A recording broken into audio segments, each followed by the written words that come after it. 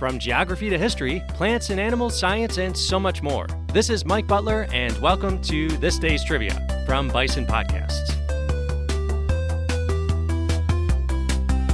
Each episode, we dive into 5 unique trivia topics, all tied to today's date. And our trusty randomizer wheel will pick one of those topics for the episode. Get ready for 16 fast-paced trivia questions with just 5 seconds between each question. Perfect for testing your knowledge solo or with friends and family, at home or on your next road trip. So buckle up. It's time for this day's trivia. Today is December 20th. Get out your pen and paper to tally up your score. It's time for this day's trivia. Here we go. Topic number 1, It's a Wonderful Life, premiered on this day 1946 to a crowd in New York City. One of the most beloved movies in American cinema follows George Bailey, played by James Stewart, who sets aside his dreams of traveling the world to run his family's savings and loan business. There's also a greedy banker, played by Lionel Barrymore.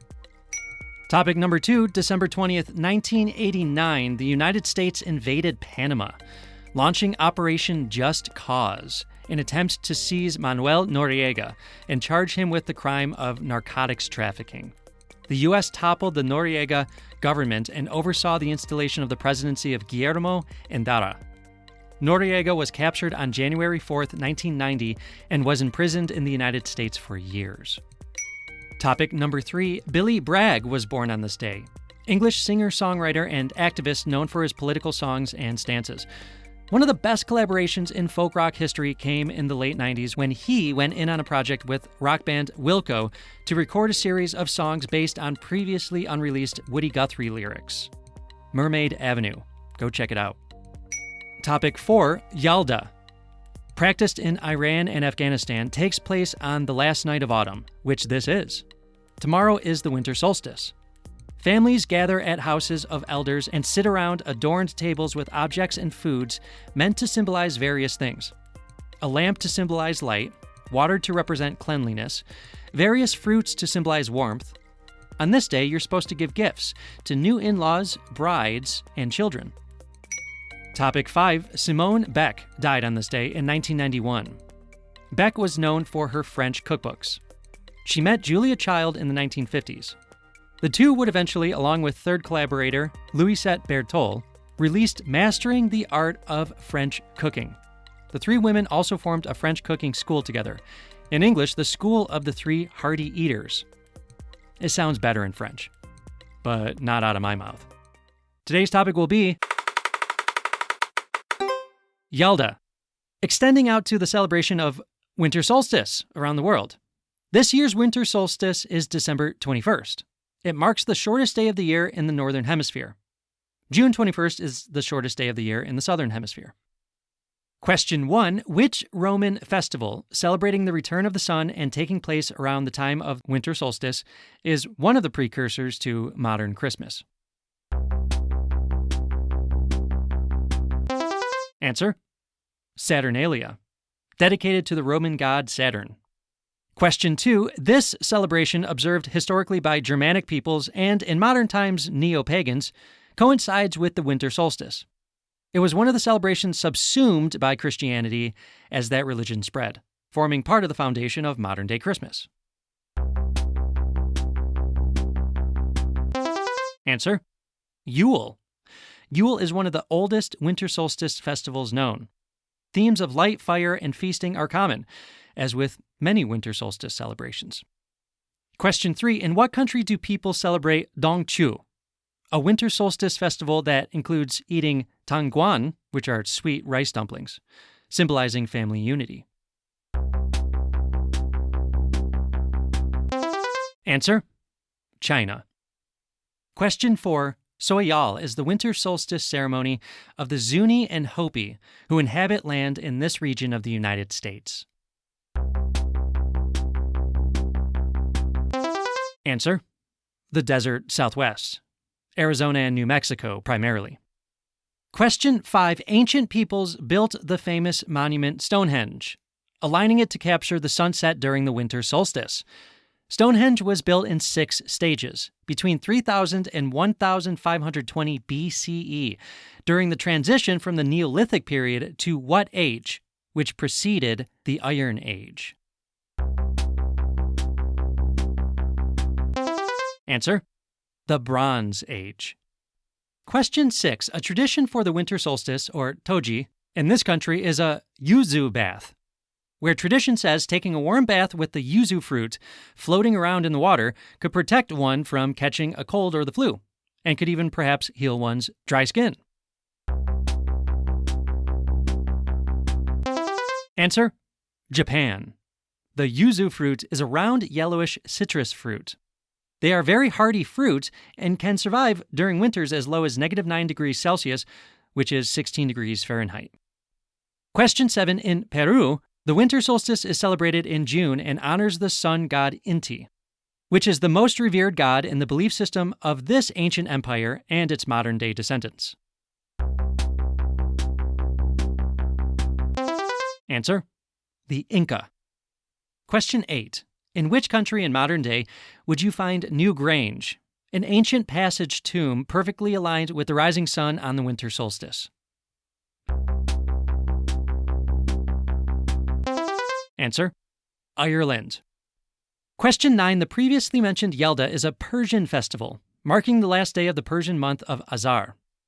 Part of this ancient tradition is celebrating the birthday of what sun god? Answer: Mithra. In ancient Indo-Iranian mythology, the god of light.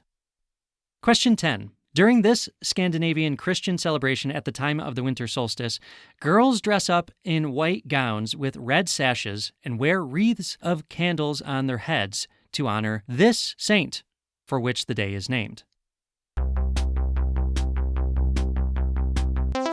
Answer: Saint Lucia's Day. Saint Lucia. Question 11. The previously mentioned ancient practice of Yule has a murky history. Some believe the original festival was a day to honor this supreme war god and god of the dead from ancient Norse mythology. Answer: Odin. Sometimes pronounced as Woden, which is where we get Wednesday from. Wednesday is named after this ancient Norse god. Question 12. This region between Japan and China has a traditional winter solstice practice of splashing red bean porridge on the walls of a house to drive evil spirits away. Answer: Korea.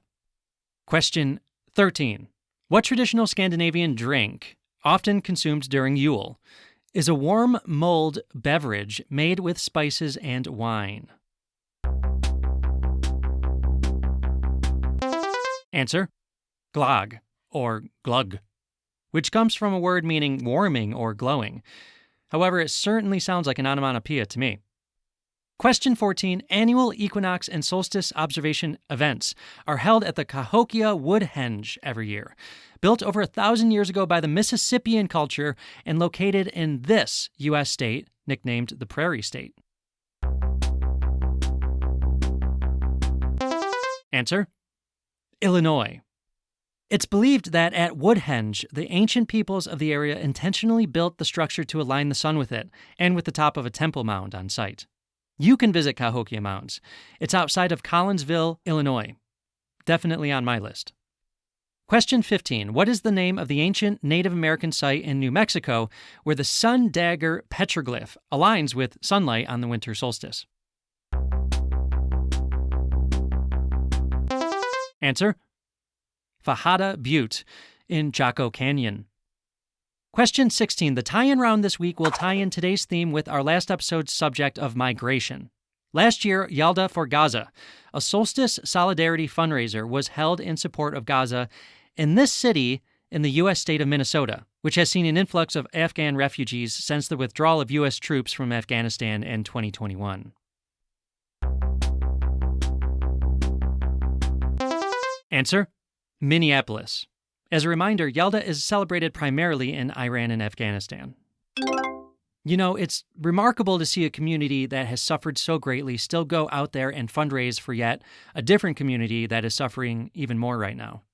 head on over to the Instagram page of This Day's Trivia and look for the image of pomegranates, which is a fruit associated with the celebration of Yalda.